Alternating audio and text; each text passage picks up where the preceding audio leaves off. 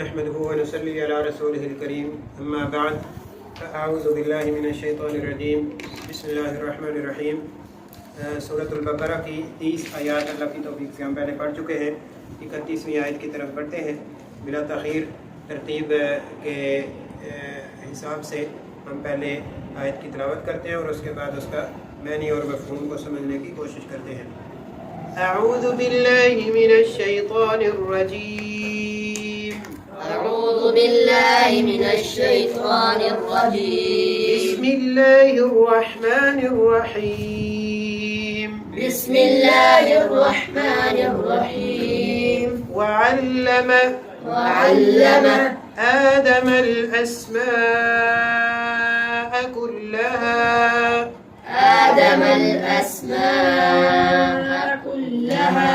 ثم عرضهم على الملائكة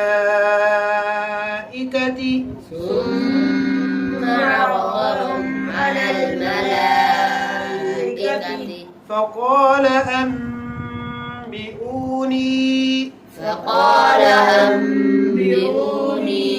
بأسماء هؤلاء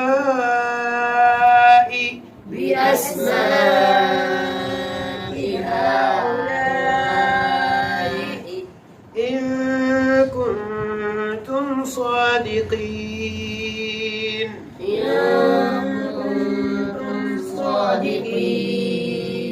وعلم اور سیکھ لیے آدم علیہ السلام الاسماء نام اسم ہم نے پڑھا نا پہلے، تو اسم کی جمع ہے الاسماء یعنی کہ بہت سارے نام۔ کلھا سب کے سب، کلھا ہاں صرف سب بھی کہہ سکتے ہیں، کلھا سب۔ ثم پھر عرضہم پیش کیا ان کو علی الملائکۃ اوپر فرشتوں کے، شاباش۔ فقال پس فرمایا، انبئونی خبر دو مجھے باسماء سات نام، ٹھیک ہے، الاسماء نام کی جمع ہے، ٹھیک ہے، سات ناموں کے ہؤلاء یہ، ٹھیک ہے۔ ویسے دوسرے لفظوں میں آپ کہہ سکتے ہیں ان چیزوں کے، ہؤلاء ان چیزوں کے، ان کنتم اگر ہو تم، ان اگر کنتم ہو تم، یہ ویسے کنتم تھے تم بھی اس کا میننگ ہوتا ہے، لیکن یہاں جملے کے اعتبار سے ہو تم صادقین سچے، شاباش۔ دوبارہ دیکھ لیں، وعلم آدم الاسماء كلها اور سیکھ لیے آدم علیہ السلام نے نام سب ثم عرضهم على الملائکۃ پھر پیش کیا ان کو اوپر فرشتوں کے۔ کس کو پیش کیا؟ ان ناموں کو، ان چیزوں کو جن چیزوں کے نام سیکھے تھے۔ ثم عرضهم على الملائکۃ پھر پیش کیا ان کو اوپر فرشتوں کے۔ فقال انبئونی اللہ تعالیٰ نے فرمایا، فقال پس فرمایا خبر دو مجھے باسماء هؤلاء سات ان کے ناموں کے ان کنتم صادقین اگر ہو تم سچے۔ یہ اصل میں پچھلی آیت میں جیسا کہ ہم نے پڑھا ہے کہ جب اللہ تعالیٰ نے یہ فرشتوں کے سامنے واضح کیا کہ میں زمین میں خلیفہ بنانے والا ہوں، تو انہوں نے کیا کہا؟ اتجعل فیہا من یفسد فیہا ویسفک الدماء۔ تو یہ چیز جب اللہ تعالیٰ کے سامنے انہوں نے اعتراض کیا نا، تو پھر اللہ تعالیٰ نے آدم علیہ السلام کی اہمیت کو اجاگر کرنے کے لیے، آدم علیہ السلام کی فضیلت کو بڑھانے کے لیے کیا کیا کہ آدم علیہ السلام کو کچھ چیزوں کے نام بتائے۔ چیزوں کے نام کس نے بتائے؟ اللہ تعالیٰ نے، شاباش۔ تو پھر کیا کیا؟ یعنی فرشتوں کو نام نہیں بتائے، کس کو بتائے؟ آدم علیہ السلام نے۔ پھر کیا کیا؟ ثم عرضهم علی الملائکہ پھر ان چیزوں کو، جن چیزوں کے نام آدم علیہ السلام کو بتا دیے تھے، ان چیزوں کو فرشتوں کے سامنے پیش کیا، شاباش۔ تو پھر کیا ہوا؟ اللہ تعالیٰ نے فرشتوں سے کیا فرمایا؟ فقال انبئونی باسماء هؤلاء، یہ جو چیزیں ہیں نا ان کے نام بتاؤ.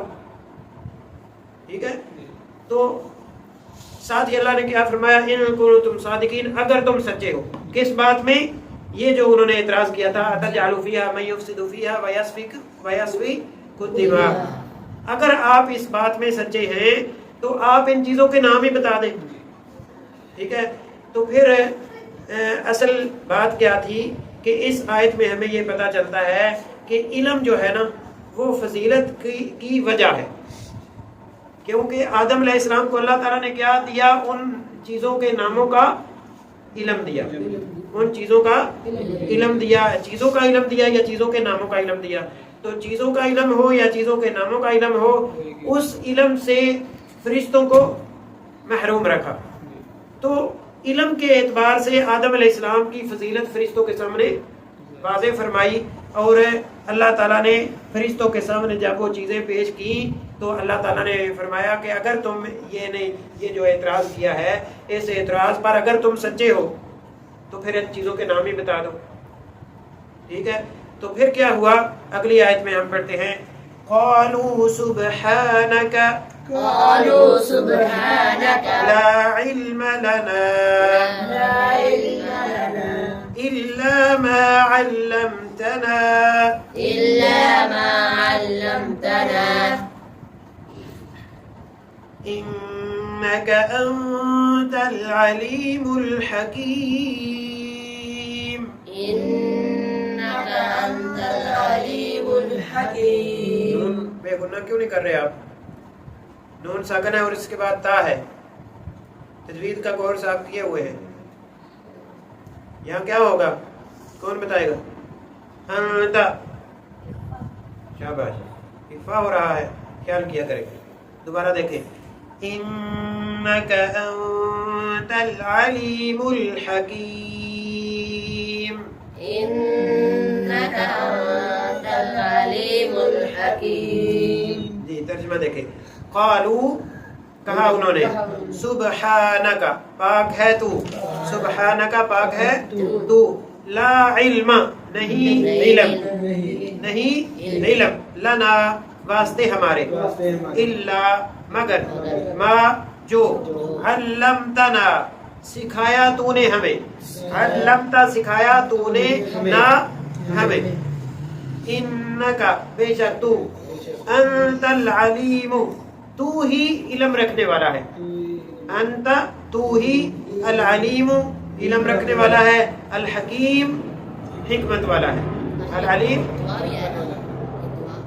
جی نہیں، یہ دعا نہیں، وہ اور کسی دوسری جگہ پہ ہے. العلیم الحکیم تو ہی علم رکھنے والا اور حکمت والا ہے، اور کا لفظ اس میں نہیں آئے گا. دوبارہ ترجمہ دیکھ لیجئے. کہا انہوں نے، پاک ہے تو، نہیں ہے علم واسطے ہمارے مگر جو سکھایا تو نے ہم کو. شاباش، یا ہمیں. بے شک تو ہی علم والا ہے، علم والا ہے، حکمت والا ہے. بے شک تو ہی علم والا اور حکمت والا ہے.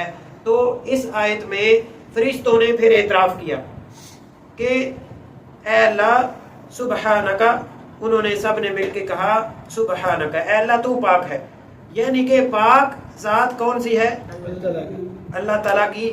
اللہ تعالیٰ کے علاوہ کوئی بھی، ہاں، یعنی کہ اس کو سارا علم کسی چیز کا موجود نہیں. یہاں پاک اور ناپاک سے مراد یہ نہیں ہے کہ ایک چیز پاک ہے اور دوسری ناپاک ہے. پاک سے مراد یعنی تمام علم کا احاطہ کرنے والا، اور اس کے مقابلے میں جن کو ہر چیز کا علم نہیں ہے. جی سبحانک تو پاک ہے. پاک ہے کس چیز سے؟ ہر عیب سے. کسی کو علم نہ ہونا یہ کیا ہے؟ عیب ہے نا. کسی کو کسی چیز کا علم نہ ہونا یہ عیب ہے. عیب کا مطلب کمزوری ہے، لیکن اللہ تعالیٰ ہر کمزوری سے پاک ہے. شاباش، اللہ تعالیٰ ہر کمزوری سے پاک ہے، اور تمام قوت کس کے لیے ہے؟ شاباش، اللہ کے لیے. تو اس میں فرشتوں نے یہ اعتراف کیا کہ قالو، انہوں نے کہا سبحانک، اے اللہ تو پاک ہے ہر کمزوری سے، ہر جہالت سے، ہر کمی کمزوری سے، اے اللہ تو پاک ہے. لا علم لنا، دوسرے نمبر پر انہوں نے اعتراف کیا لا علم لنا الا ما علمتنا، ہمیں کوئی چیز کا علم نہیں مگر صرف اسی چیز کا علم ہے جو تو نے ہمیں بتا دیا. شاباش. تو اس سے پتہ چلتا ہے کہ علم جو ہے وہ بھی اللہ تعالیٰ کی توفیق سے ملتا ہے. انسان بے شک کوشش کرتا ہے لیکن حقیقی علم تبھی ملتا ہے جب اللہ تعالیٰ چاہتا ہے. تو اس لیے اسی وجہ سے اللہ تعالیٰ نے نبی صلی اللہ علیہ وسلم کو کیا دعا سکھلائی؟ رب زدنی علما، کہ اے میرے رب میرے علم میں اضافہ فرما. تو علم حاصل کرنے کے لیے کوشش بھی کرنی ہے اور اللہ تعالیٰ سے دعا بھی کرنی ہے. تو اس آیت سے یہ پتہ چلتا ہے کہ ہمیں وہی چیز کا علم حاصل ہو سکتا ہے جس چیز کا علم اللہ تعالیٰ ہمیں دینا چاہے یا دے. تو ساتھ ہی فرشتوں نے یہ بھی اعتراف کیا انک انت العلیم الحکیم، اے اللہ تو ہی ہے جو ہر چیز کا علم رکھنے والا ہے اور ہر چیز کی حکمت بھی تجھے معلوم ہے.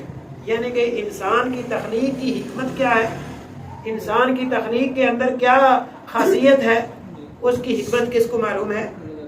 صرف اللہ تعالیٰ کو. اس لیے اگلی آیت کے اندر پھر مزید جو ہے وہ یعنی آدم علیہ السلام کو جو اللہ تعالیٰ نے فضیلت عطا فرمائی اس فضیلت کو بھی اللہ تعالیٰ نے واضح فرمایا. تو آج کا سبق ہم یہیں پر یعنی ختم کرتے ہیں. تو آج کے سبق میں ہم آیت نمبر 31 اور 32 ہم پڑھ چکے ہیں. تو اس میں جو مین چیز ہے وہ یہی ہے کہ ہمیں کبھی بھی جو ہمارا محدود علم ہے اس پر ہمیں اترانا نہیں چاہیے، ہمیں فخر نہیں کرنا چاہیے، ہمیں اس پر گمانڈ نہیں کرنا چاہیے، بلکہ اللہ کا شکر ادا کرنا چاہیے کہ اللہ تعالیٰ نے ہمیں جو جتنا علم دے دیا ہے اور اس پر عمل بھی کرنا چاہیے. ٹھیک ہے جی. ایک بات یہ ہمیں پتہ چلتی ہے اور دوسری بات یہ ہے کہ کبھی بھی انسان کو یہ نہیں کہنا چاہیے کہ یہ یعنی مجھے ہر چیز کا علم ہے. ٹھیک ہے. ہر چیز کا علم کس کو ہے؟ صرف اللہ تعالیٰ کو. اور اللہ تعالیٰ جو بھی کام ہوتا ہے وقتی طور پر ہمیں بعض کام ایسے ہوتے ہیں کہ ہمیں اس میں نقصان محسوس ہو رہا ہے. ٹھیک ہے. ہمیں وہ ایسا محسوس ہو رہا ہے کہ یہ غلط کام ہو رہا ہے، لیکن اللہ تعالیٰ اس کے اندر کیا حکمت رکھتا ہے وہ اللہ تعالیٰ ہی بہتر جانتا ہے. تو فرشتوں نے بھی جو اعتراض کیا تو اس اعتراض کا کیسے بہترین انداز میں اللہ تعالیٰ نے ان کو سمجھانے کی خاطر، اللہ تعالیٰ کہہ سکتا تھا کہ میری مرضی، لیکن اللہ تعالیٰ نے ان کی تسلی کے لیے کیا کیا کہ آدم علیہ السلام کو کچھ چیزوں کے نام سکھائے اور ان چیزوں کو نام فرشتوں کو نہیں بتائے. تو ان چیزوں کے نام جو ہے وہ ان چیزوں کو فرشتوں کے سامنے پیش کیا اور ان سے کہا کہ ان کے نام بتا دو. تو انہوں نے کہا کہ ہمیں تو پتہ ہی نہیں ہے. تو پھر اگلے سبق میں آئے گا کہ ان چیزوں کے نام پھر آدم علیہ السلام کو اللہ تعالیٰ نے بولا ہاں جی ان چیزوں کے نام بتائیں، تو آدم علیہ السلام نے بتا دیے. تو فضیلت نام کے جو بھی تھا وہ پھر اگلے سبق میں ہم دیکھیں گے. یعنی کہ کسی بھی چیز کی فضیلت کی وجہ کیا ہے؟ علم کے اندر زیادہ ہونا. تو علم جو ہے وہ سب سے بہترین علم کون سا ہے؟ اللہ تعالیٰ کی کتاب کا علم، کیونکہ اللہ تعالیٰ ہمارا خالق اور مالک ہے اور اسی کا یہ کلام ہے. تو اس کے کلام کو سیکھنا، نبی صلی اللہ علیہ وسلم نے کیا فرمایا؟ خیرکم من تعلم القرآن وعلمہ. شاباش. جو تم میں سے قرآن سیکھتا ہے اور سکھاتا ہے، قرآن پڑھتا ہے اور پڑھاتا ہے، ٹھیک ہے جی، وہ سب سے بہتر ہے. کیوں بہتر ہے؟ اس لیے کہ یہ کلام سب سے بہتر ہے. یہ کلام سب سے بہتر کیوں ہے؟ اس لیے کہ یہ کلام کس کا ہے؟ اللہ کا کلام ہے. تو جو اللہ کے ساتھ جوڑ جائے، اللہ کے کلام کے ساتھ جوڑ جائے، وہ سب سے بہتر ہو جاتا ہے. اللہ تعالیٰ ہمیں ان صفات سے متصف فرمائے. وما توفیقی الا باللہ. السلام علیکم ورحمۃ اللہ وبرکاتہ.